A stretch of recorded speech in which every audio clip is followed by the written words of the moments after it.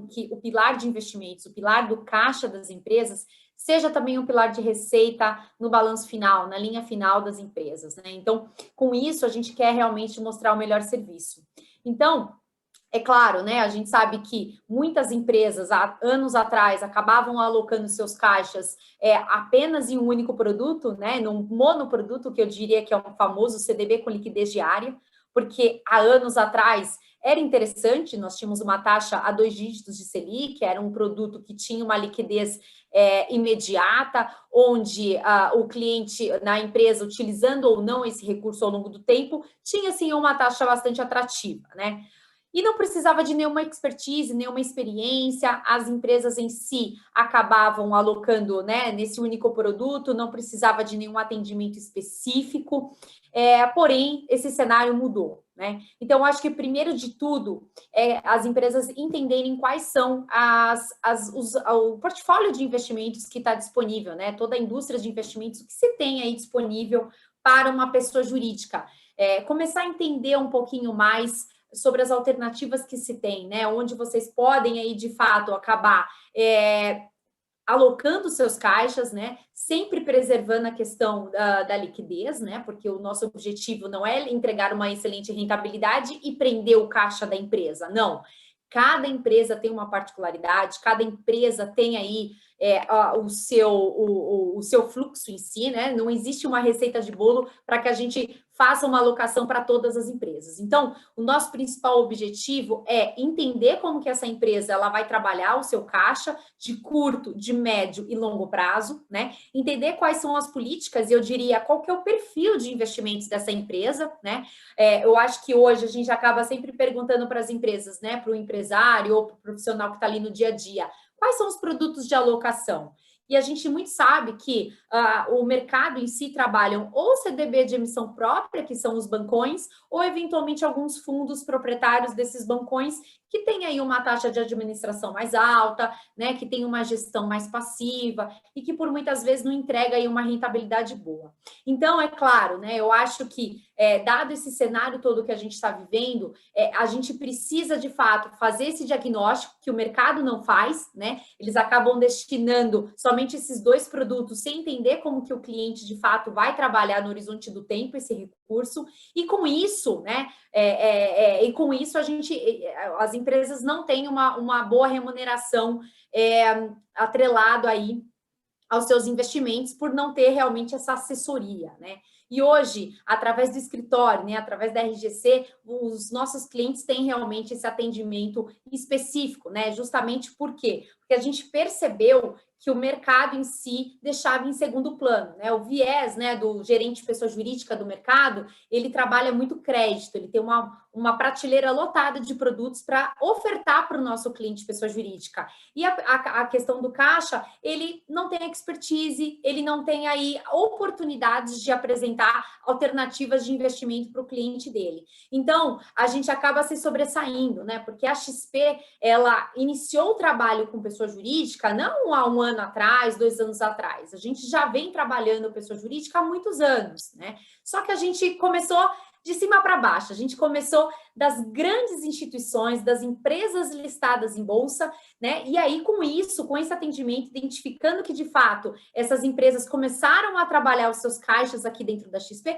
por que não a gente não podia replicar todo esse atendimento para empresas de um porte menor, né? Então, esse atendimento, né? Toda essa estrutura de atendimento de pessoa jurídica, ela, de fato, vem aí realmente há alguns anos. A gente vem trabalhando essa educação financeira com os nossos clientes pessoa jurídica, e isso acaba sendo ressaltado ainda mais nesse período de juros mais baixos, né? Onde a gente tem realmente que mostrar, ensinar os nossos clientes pessoa jurídica quais são as alternativas que a gente tem dentro da nossa plataforma e quais são os benefícios, né, que a empresa ela tem em, de fato, fazer a sua gestão de caixa através de uma plataforma aberta, né?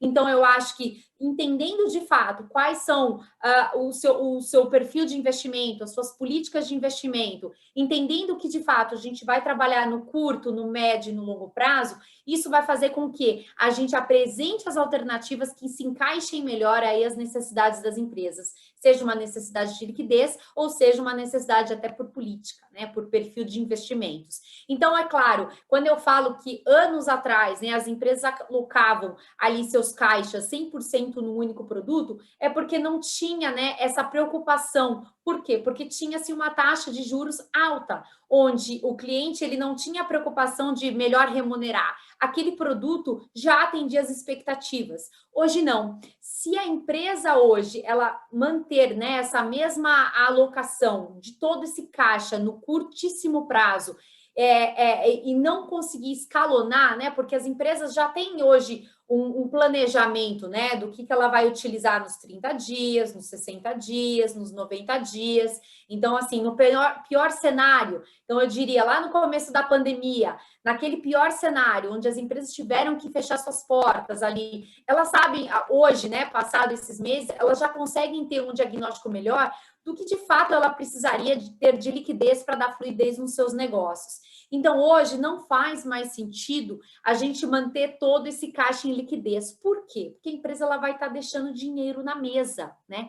E o nosso objetivo, dado que a gente tem aí uma plataforma aberta onde a gente leva diversas alternativas, entendendo como a empresa vai trabalhar, a gente vai conseguir escalonar esses prazos. Isso vai fazer com que a gente diversifique por emissores, por gestores de fundos de investimentos e, com isso, a gente consegue também taxas mais interessantes, né? Acho que um dado que é bastante interessante é falar que, né, dado que a gente tem aí uma plataforma aberta, a gente não só vai trabalhar com produtos bancários, mas a gente vai também levar a oportunidade das empresas a acessarem os créditos corporativos e títulos públicos. Então, são alternativas que, por muitas vezes, não está no radar das empresas. As empresas nem sabem dessa possibilidade, né? E aí acabam ficando sempre nos mesmos produtos, tá? Então, hoje, gente, é de suma importância que as empresas acabam aí realmente buscando o seu assessor, né? Buscando o seu contato direto aí junto à RGC, justamente para entender um pouco mais. E eu também me coloco à disposição para a gente fazer reuniões individuais e entender caso a caso, né? Como eu disse, a gente não tem uma receita de bolo para todos os clientes, mas de um modo geral, eu acho que é muito importante essa aproximação, né? Que o assessor, pessoa jurídica, vai ter aí junto à empresa.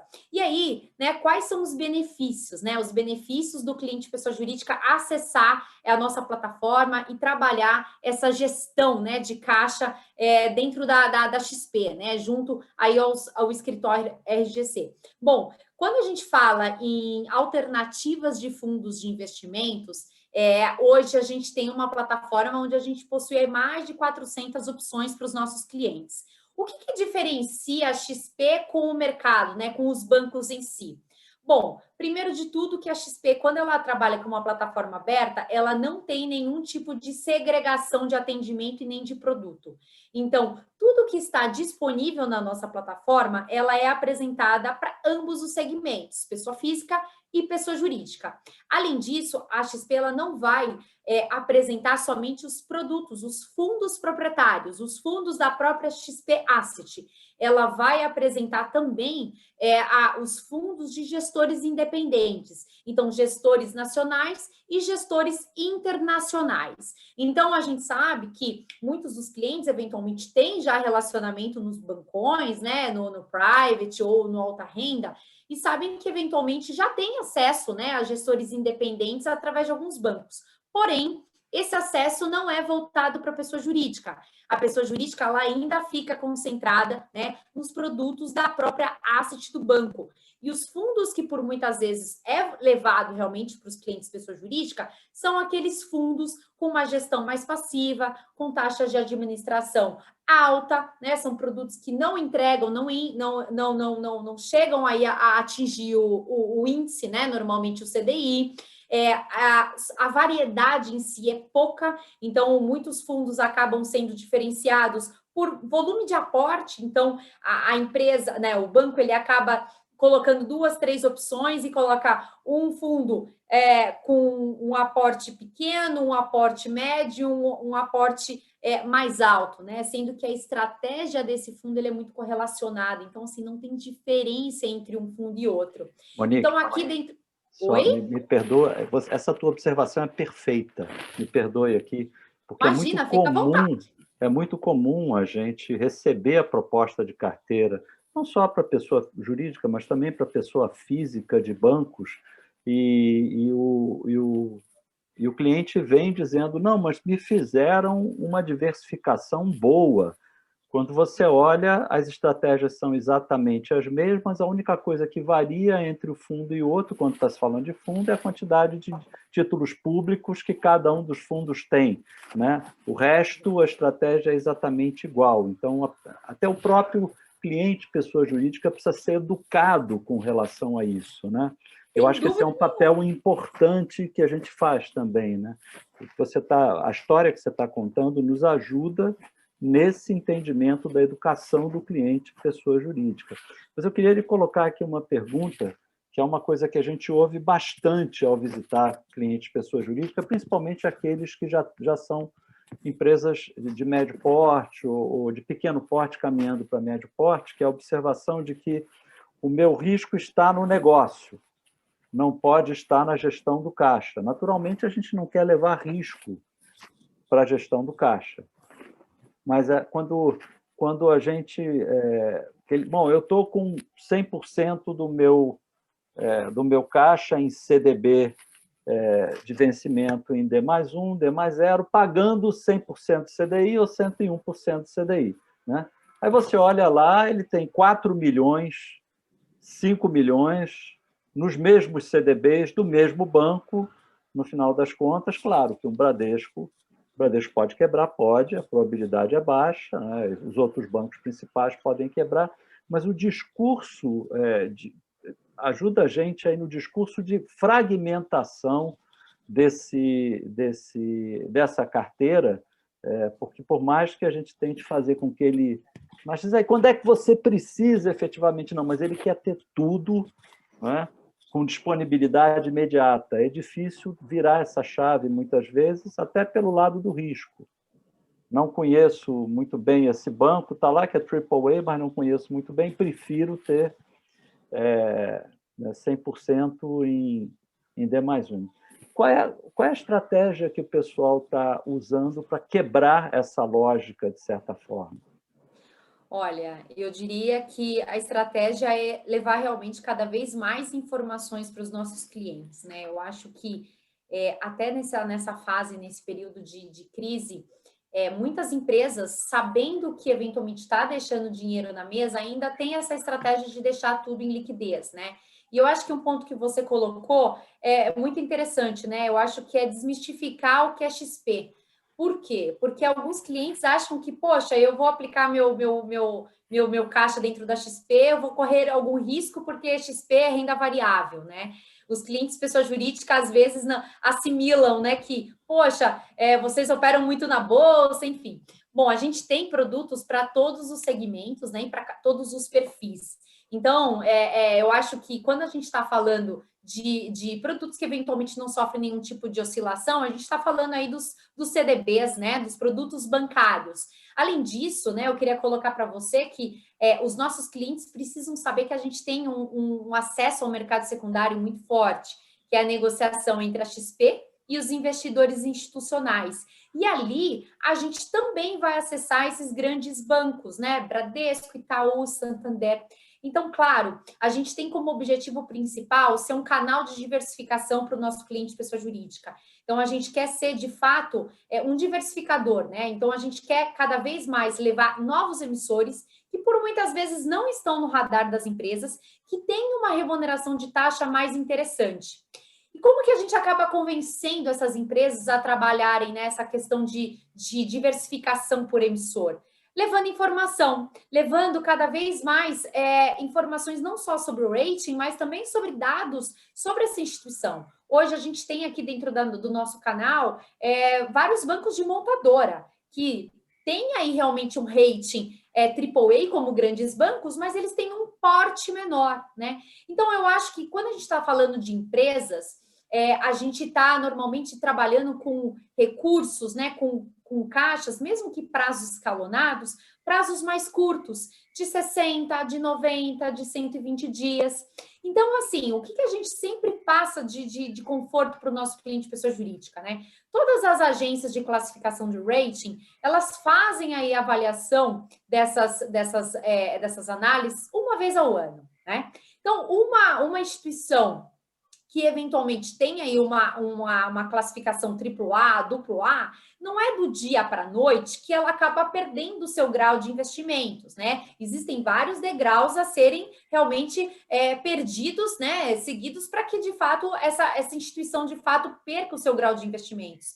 Então, assim, qual é o conforto? Poxa, o Banco CNH, que é do Grupo Fiat, o Banco Fides, que a gente tem um bom relacionamento, vai quebrar de um dia para a noite? Olha, do dia para a noite, não. Um dia, não sei, a gente não pode falar, mas a gente tem dados financeiros dessa instituição que ela tem realmente uma boa análise. E quando a gente está trabalhando caixas de menor prazo, né, até um ano, por exemplo, a gente tem um conforto, por isso mesmo que a XP acaba distribuindo esses papéis, né, e acaba direcionando para os nossos clientes pessoa jurídica. Então, ao passo de a gente colocar tudo num bancão, numa letra financeira, por exemplo, do Bradesco, que vai ter lá um vencimento, por exemplo, para 180 dias, pagando, 102%, 103% do CDI, por que não colocar, eventualmente, num papel de 90 dias, 120 dias, que tem aí uma remuneração um pouco mais interessante, 105%, 106%, sempre baseado em empresas em emissores que têm uma boa classificação de risco. Então, o que eu acho que falta para os nossos clientes pessoa jurídica é um pouco mais de informação, né? É claro que algumas empresas têm realmente aprovado em conselho, somente aplicar em determinados emissores, mas a gente precisa realmente fazer essa provocação, mostrar as taxas indicativas e mostrar o quanto essa empresa ela está deixando dinheiro na mesa. O que tem mais de poderoso são os juros compostos. Então, essa empresa que tem, de fato, um planejamento, né, de trabalhar, de utilizar esse recurso daqui 6 meses, 1 ano, que a gente sabe muito bem, tem empresas que acabam guardando dinheiro, guardando recursos aí ao longo do ano para pagar 13º, eventualmente está realmente guardando recurso para uma ação trabalhista, ou eventualmente para pagamento de um imposto. Então, já estão se planejando para isso, não tem a necessidade de utilizar o recurso de imediato. Por que manter no curtíssimo prazo essa parcela? A gente não fala para colocar todo o caixa, né, num prazo mais longo, mas trabalhar de forma escalonada, né? Dividir o quanto, de fato, a empresa, no pior cenário, ela precisa ter liquidez para dar fluidez, mas o que ela consegue trabalhar com 30, 60, 90 dias, né? Então, hoje, além dos CDBs de prazos escalonados, emissores que a gente tem aí, não só os bancos de montadoras, mas os bancos médios também, que tem aí um bom rate. A gente está falando aí de Banco Paraná, a gente está falando de Banco Sofisa, Banco ABC, Votorantim, né, que a gente acaba distribuindo, a gente acessa aí os grandes bancos através do mercado secundário, através das letras financeiras.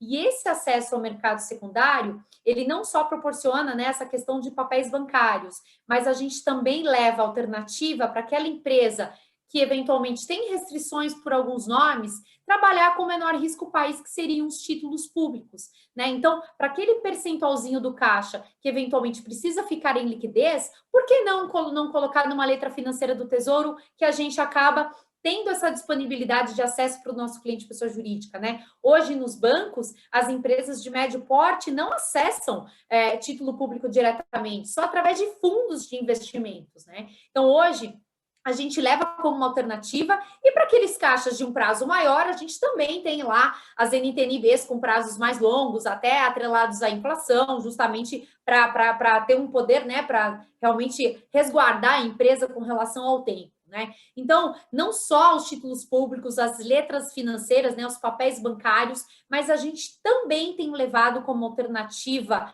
principalmente para esse caixa um pouco mais alongado, os créditos corporativos. Né? Hoje a gente fala muito em debentures, em CRIs, em CRAS para pessoa jurídica, em que preze o CRI e o CRA não ser isento de imposto de renda como na pessoa física, a gente percebe que esses créditos corporativos têm tido taxas mais interessantes, né? Então, claro, sempre levando na mesma dinâmica que os papéis bancários, emissores que são conhecidos, emissores que têm um bom rating, né? Emissores que têm aí um prazo que se encaixe melhor aí dentro do fluxo da empresa, né? Claro, se vocês me perguntarem, poxa, mas o crédito corporativo tem tanta liquidez quanto um papel bancário? Se o cliente eventualmente precisar de liquidez antes do vencimento, a gente consegue vender esse produto e dar a liquidez para o nosso cliente pessoa jurídica? Sim, a questão é, o papel bancário, ele tem mais liquidez do que um papel crédito corporativo, né? O crédito corporativo, a gente sempre vai direcionar para aquela empresa que tem um horizonte de investimentos um pouco mais longo e que, de fato, ela consiga carregar esse papel até o vencimento.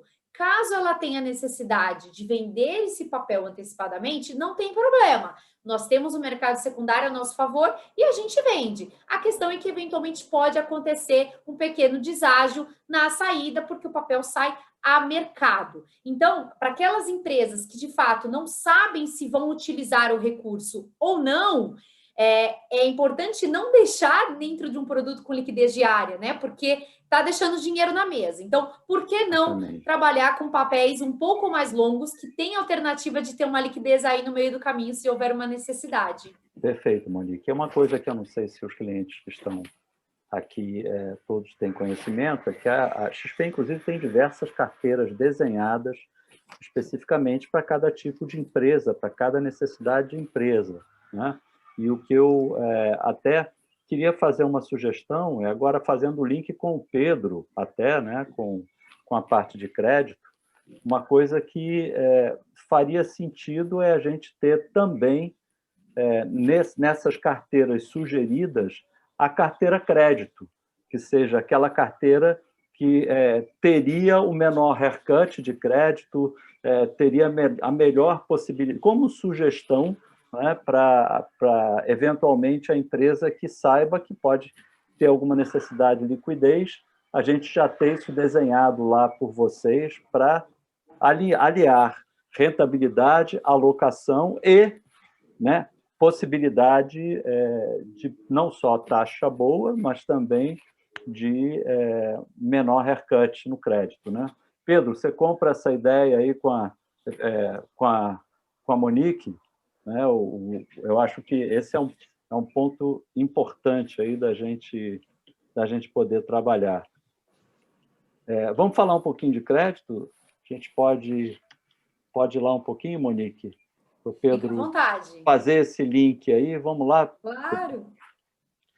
Claro, obrigado. Bom, com relação ao crédito, até pegando um gancho que você comentou da parte de investimentos, a XP, né, como eu falei inicialmente, sempre foi uma empresa voltada para atender, para ajudar o brasileiro a investir melhor. E a gente, com essa nossa missão, a gente criou essa operação de crédito colateralizado, onde basicamente a XP faz uma operação de crédito sem utilizar o balanço próprio do banco, tá? E aí por que a gente tem essa estratégia? Porque a gente acredita que se a gente fosse utilizar o balanço do Banco XP para poder fazer crédito, a gente estaria fazendo mais do mesmo, que é o que os grandes bancos fazem. Então a gente busca fazer uma operação de fato onde a gente consegue entregar valor para o cliente, tá? Então a gente tem essa operação 100% colateralizada, onde a gente precisa utilizar ativos que a gente consiga mitigar o consumo de capital do banco, e por isso que alguns ativos têm uma condição melhor do que outros ativos. Então, pegando um gancho aí do que foi comentado, os ativos, os títulos públicos, são ativos que a gente consegue oferecer uma condição melhor. Títulos de renda fixa são ativos que a gente consegue oferecer uma condição melhor, tanto do ponto de vista de deságio frente ao valor do ativo, quanto do ponto de vista de preço da operação, tá? A gente consegue utilizar também outros ativos como ações, por exemplo, fundos de investimentos, só que aí o deságio varia um pouco de acordo com o perfil de risco do ativo, e o preço varia de acordo com quanto que aquele ativo mitiga de consumo de capital do banco. Então, a gente busca fazer essa operação para permitir que o empresário mantenha a posição de investimento na pessoa física e, ao mesmo tempo, libere para a empresa dele, baseada naquela garantia de investimentos, uma linha de crédito bastante competitiva do ponto de vista de preço. Então, as taxas são taxas que operam bem abaixo do que você vê no mercado quando compara operações colateralizadas. Os ativos, eles não obrigatoriamente precisam ser ativos emitidos pelo Banco XP, a garantia, né? Pode ser um título de um CDB de algum outro banco, enfim, a gente não tem essa restrição, e diferente dos bancos, dos nossos concorrentes, sempre precisa ser no papel emitido pelo próprio banco que está dando crédito, né? A gente não tem essa obrigatoriedade, e a gente consegue fazer uma operação que a gente chama de 100% bullet, ou seja, o pagamento principal da dívida e dos juros é sempre no vencimento. Esses são os grandes diferenciais que a gente consegue trazer para essa operação colateralizada. Pedro, deixa eu te fazer uma pergunta. Essa estratégia de ser 100% bullet não é normal no mercado, não é? Sim. Se encontra facilmente essa opção, porque me parece uma opção fantástica, né? Se você sabe que vai ter resultados lá na frente, eu acho extremamente atrativo. Você tem os ativos garantidos, você tem a possibilidade de gerar resultados com a empresa, por que não o bullet, né? Sim. Acho fantástico isso. O que eu sempre sugiro para os empresários e para as empresas é analisar a taxa de... Porque às vezes a comparação é feita, eu tenho um investimento aqui que vai estar me rendendo, não sei, CDI mais 4 ao ano, e eu vou tomar um empréstimo que vai me render, que vai me custar CDI mais 6, 7 ao ano. Não faz sentido. Na verdade, a análise que tem que ser feita não é essa, né? A análise tem que ser feita quanto que a minha empresa vai gerar de margem com aquele capital que eu vou conseguir me alavancar.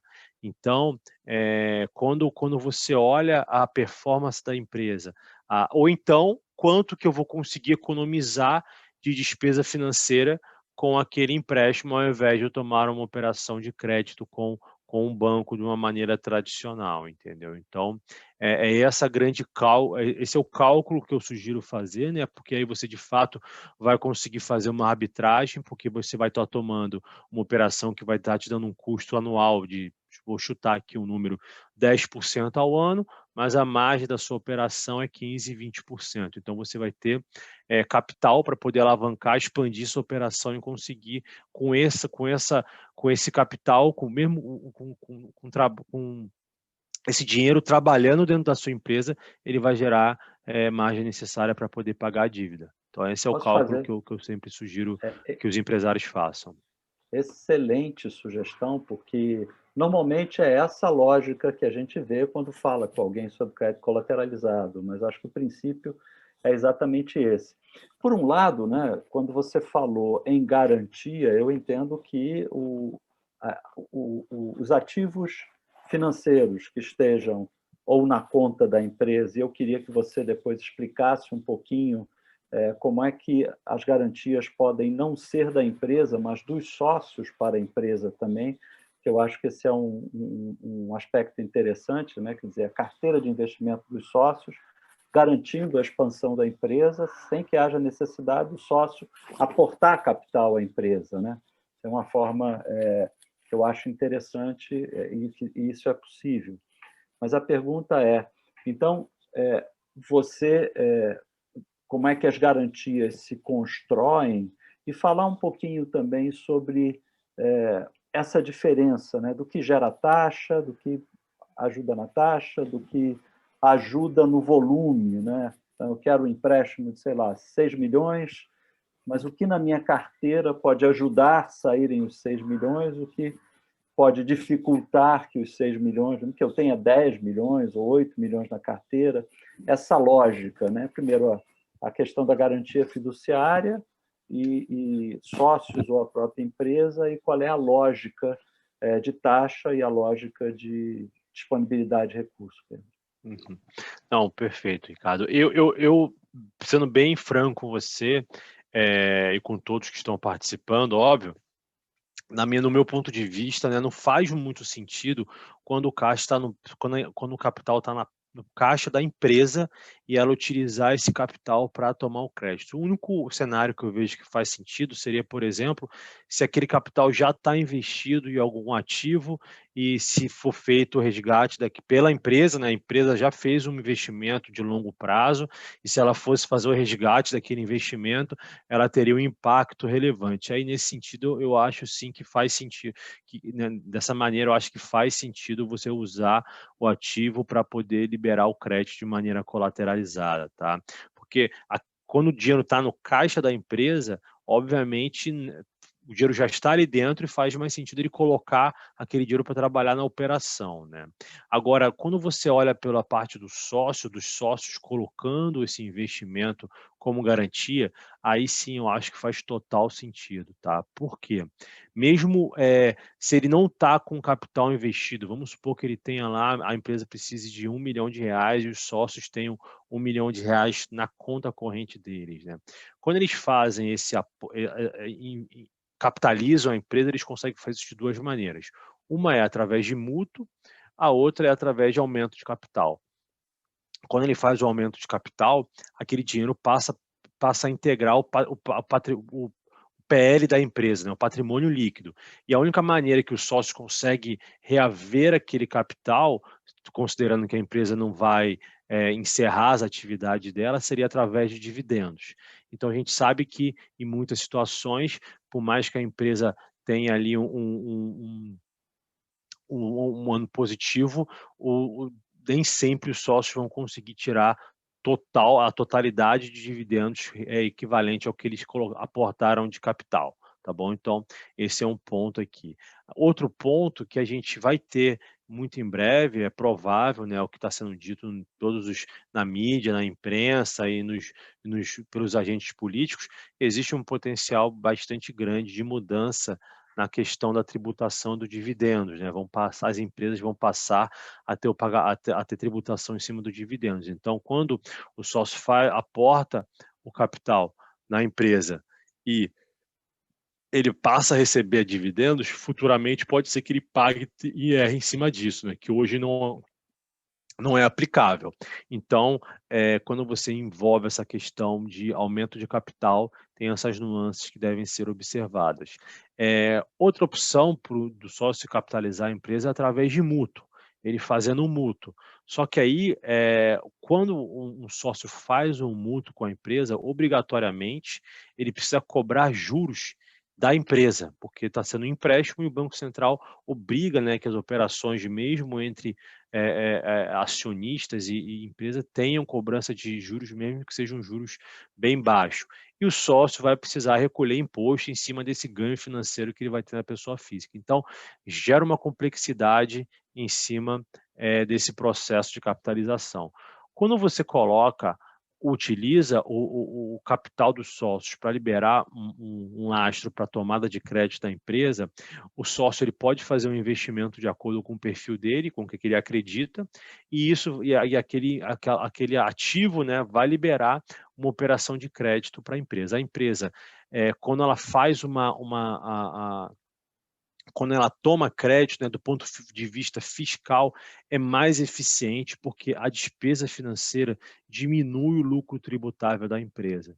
Então, a empresa não consegue ter uma questão fiscal que ela vai estar economizando no pagamento do IR em cima do lucro líquido dela. Tá? Então, acho que tem vários pontos aqui que devem ser considerados para a tomada de decisão quando é feita uma operação colateralizada, que vai muito além do retorno do ativo que está sendo colocado em garantia ou do custo do crédito que está sendo tomado, tá bom, Ricardo? Então, acho que é uma operação que ela é bastante interessante, tem várias variáveis, diversas nuances que tem que ser analisadas para que seja tomada essa decisão da melhor maneira possível, tá?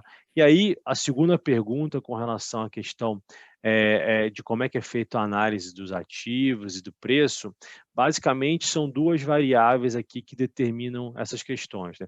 O que determina o deságio da operação? O que determina o deságio da operação é o perfil de risco dos ativos que estão sendo colocados em garantia.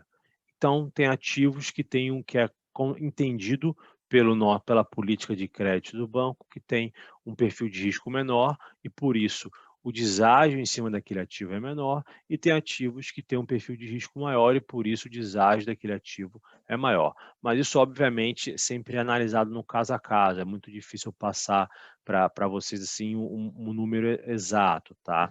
E com relação ao preço, o que define o preço é quanto que aquele ativo mitiga do consumo de capital do banco. Tem ativos que são, e aí quem determina isso, né, é o Banco Central, é uma circular do Banco Central, e tem ativos que mitigam o consumo do capital do banco de uma maneira melhor que outros, e por isso que existe essa variação do preço.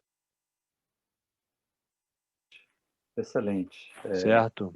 Perfeito. Agora, mais uma pergunta. Você falou, quando a gente fala em garantia, entendo que haja uma formalização de garantia fiduciária disso que está investido, né, para poder garantir a operação.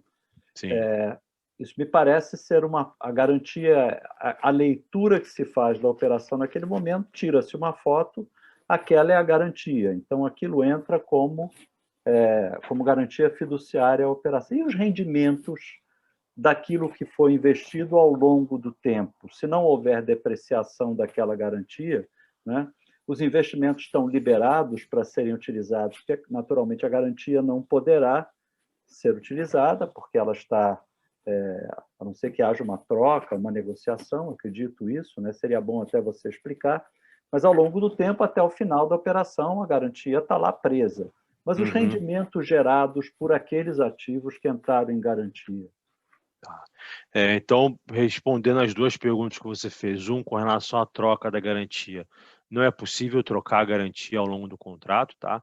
Porque a gente faz uma avaliação em cima daquele ativo, tá bom? E com relação, e aí se aquele ativo por acaso vence, obrigatoriamente é necessário fazer um reinvestimento em um papel que tenha um perfil de risco igual ou melhor do que o ativo original que serviu de lastro para a operação, tá bom? E com relação aos rendimentos do ativo, esses rendimentos, eles não são travados com a operação, tá? Então, esses rendimentos, eles são liberados para o detentor daquele título, tá? Salvo em situações que ocorre a desvalorização daquela garantia, e nessa situação é solicitado um aumento de garantia, tá? Quando não tem esse aumento de garantia, é permitido que os rendimentos daquele ativo sejam alienados para poder compor a condição mínima de garantia da operação. Perfeito. Chegou uma pergunta aqui, e até eu vou querer que você explore um pouquinho isso com relação aos prazos também, né? Porque antes o limite eram 36 meses e agora a operação pode ir até 60 meses, né? E o sujeito contratou operação para 60 meses. Eu já vou fazer algumas perguntas juntas para você aproveitar e engatar as respostas, né? A pergunta é: por que valeria a pena contratar uma operação de 60 meses e não de 36 meses? No que se refere à taxa, tem alguma diferença? A custos, tem alguma diferença? Essa é a primeira pergunta. A segunda pergunta é, bom, se ele quiser antecipar, né, a quitação de uma operação que foi contratada mais longa, né, como é feita essa quitação? Porque a gente sabe que nos bancos entra lá o desconto bancário, entra a penalidade, né? E como acontece com a XP, né? E o terceiro ponto é, bom, tudo bem, se eu quiser vender um ativo para quitar a operação, um ativo que está em garantia, se ele está bloqueado, eu não posso fazer isso, ou poderia, né? São as três perguntas. Tá bom, então eu vou começar de trás para frente, tá bom, Ricardo? Então, a terceira pergunta, não é permitido você quitar, como aquele ativo está em garantia, né, você não consegue resgatar ele para poder pagar o crédito, você teria que ter, para você poder resgatar aquele ativo, você deveria pagar o crédito anteriormente, tá?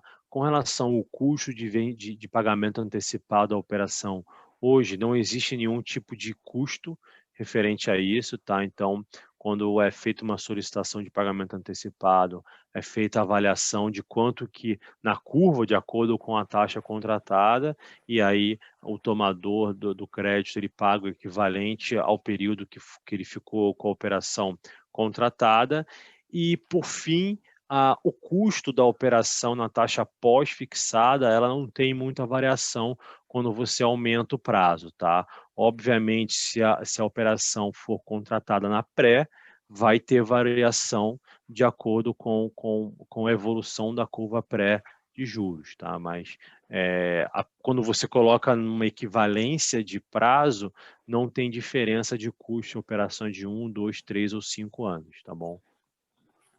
Ok.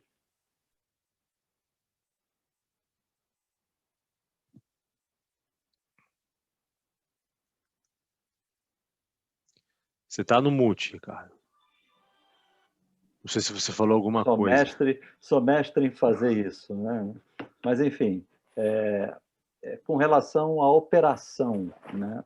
Operação, a coisa prática.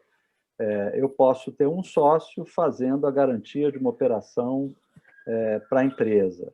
E se eu tiver 3, 4 sócios, é possível também pegar um pedacinho de cada um para fazer a garantia dessa operação para a empresa?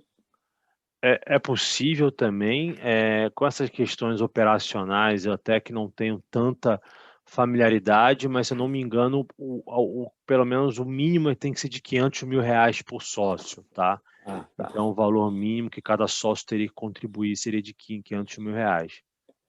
Obrigatoriamente. Abaixo disso, a gente não consegue fazer por questões operacionais aqui nossa, tá? Você mencionou a possibilidade de alteração na legislação do imposto de renda para cobrança de IR sobre dividendos, né?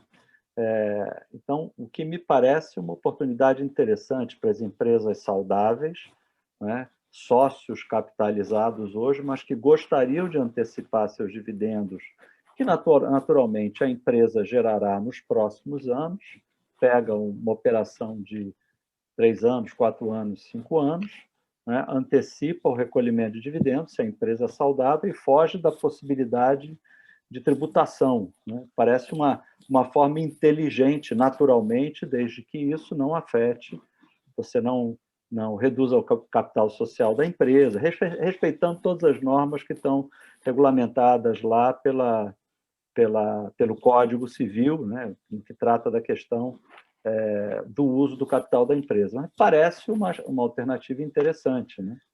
Antes de começar a falar, eu só quero deixar bem claro que isso não pode ser visto como nenhum tipo de aconselhamento contábil, até porque eu não sou contador e a gente não é permitido a fazer nenhum tipo de comentário com relação a isso, tá?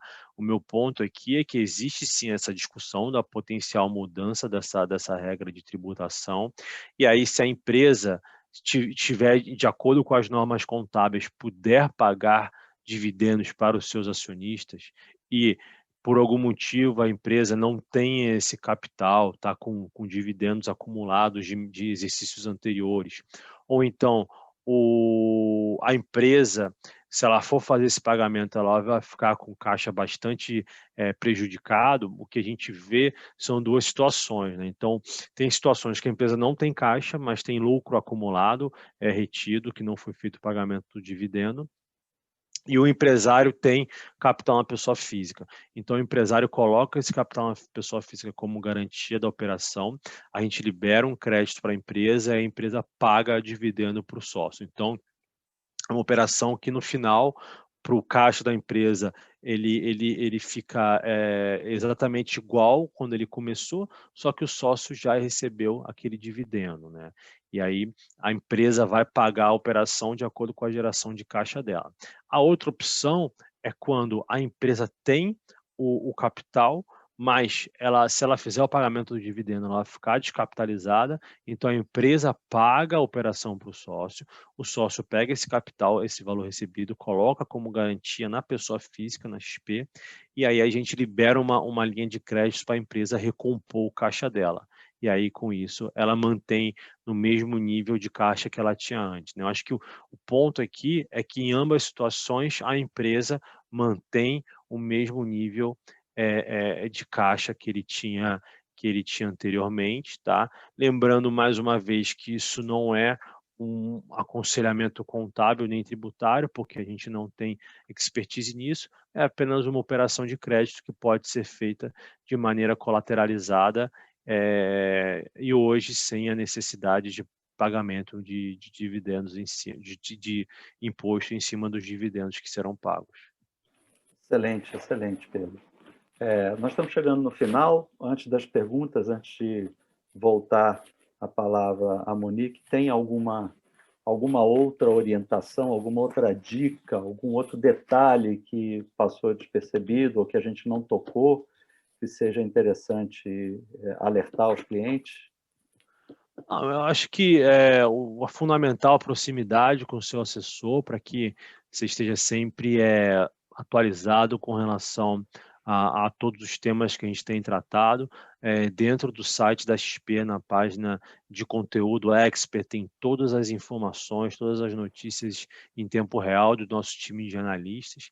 Então, acho que quanto mais próximo as empresas e os empresários estiverem da XP, melhor vai ser o compartilhamento de informação, e a gente vai conseguir estar deixando vocês sempre informados e o mais atualizados possíveis do que estamos fazendo, de quais os produtos que estamos explorando, quais são os ângulos que acreditamos que fazem mais sentido para as empresas do Brasil. Ok, Pedro. Muito obrigado. Monique, depois a gente se despede formalmente de vocês, mas, Monique, a última palavra sua aqui, a última não, a penúltima, o Ibrahim Suede dizia assim, né, a penúltima palavra, porque a última era no dia fatal, né? Mas o que você teria para nos dizer, para fechar nessa parte do caixa das empresas, alguma orientação adicional? E tem uma pergunta para te fazer. E os casos específicos? As empresas chegam, por exemplo, com uma necessidade, sei lá, eu tenho 20 milhões, 30 milhões e eu gostaria de um produto assim, assim, assado. A gente pode pedir a vocês que o banco para desenhar alguma coisa específica, qual seria o limite? Como é que isso funciona? Bom, aqui a gente acaba customizando tudo que o cliente acaba pedindo, né? A gente tem essa flexibilidade, principalmente para as empresas que já têm uma estruturação de caixa já mais robusta, bem planejada e querem profissionalizar aí essa gestão. Então, a gente conta com uma gestora independente que é da própria XP Advisor, né? Um bracinho da XP Investimentos é uma gestora que a gente tem, onde a gente trabalha aí com mandatos exclusivos, né? Entre carteiras administradas e fundos exclusivos. Então, a gente acaba montando um portfólio aí baseado na política de investimentos e estratégia, né, de fluxo de caixa das empresas, né? Então, eu acho que tudo isso acaba aí beneficiando o cliente que tem já um planejamento maior e queira realmente, de fato, profissionalizar, quer sair da linha de frente de escolher quais são os ativos que ele vai compor e delegar realmente para um gestor que vai trabalhar ativamente aí a sua carteira, né? Então, não necessariamente o cliente precisa criar um fundo exclusivo. A gente tem um segundo serviço, que é a carteira administrada, que é um serviço bastante simples, um serviço rápido, com custo baixo, e muito diferente do que o mercado, né, dos bancos acabam oferecendo. Então, eu acho que fica realmente aqui essa oportunidade para que os clientes que se interessem em profissionalizar, em delegar essa gestão, para que a gente possa aí fazer conversas individuais para a gente apresentar toda essa estrutura. Obrigado, Monique. Pedro, agradeço muito também a você, a sua disponibilidade dos dois, o bate-papo conosco, está dizendo, nessa terça-feira de ressaca, né? Turma de ressaca do fim de semana, e foi muito bom, e eu tenho certeza que esse é um campo fantástico para explorar. Assim, o crédito é alguma coisa que todo mundo precisa, e com juro baixo, cuidar do caixa é outra coisa que todo mundo precisa.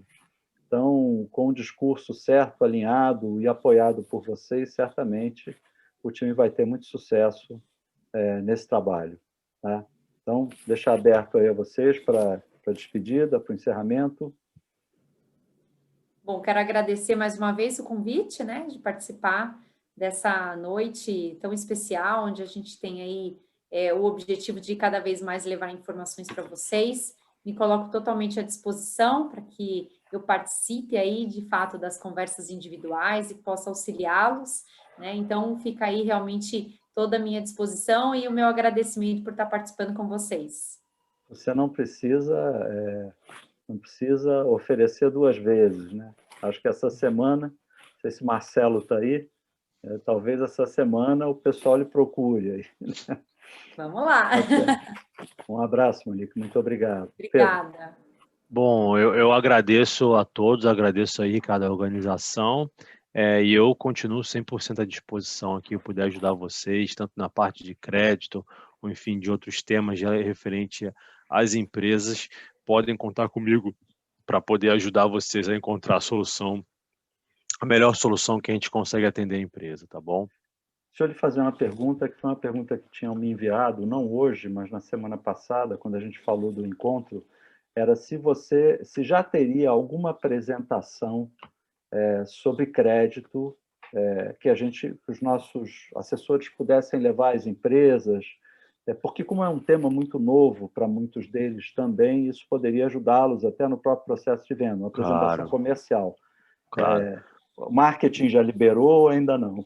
A gente está revisando todo o material de marketing, tá bom, Ricardo? Mas a gente sempre coloca tudo na UXP, tá? Então, na UXP tem todos os nossos materiais atualizados, mais atualizados possíveis.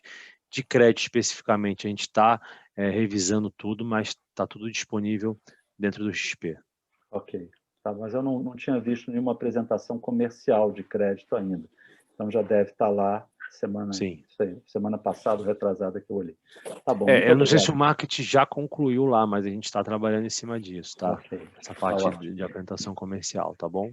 Tá certo. Muito obrigado. Pedro Rio Branco, alguma coisa?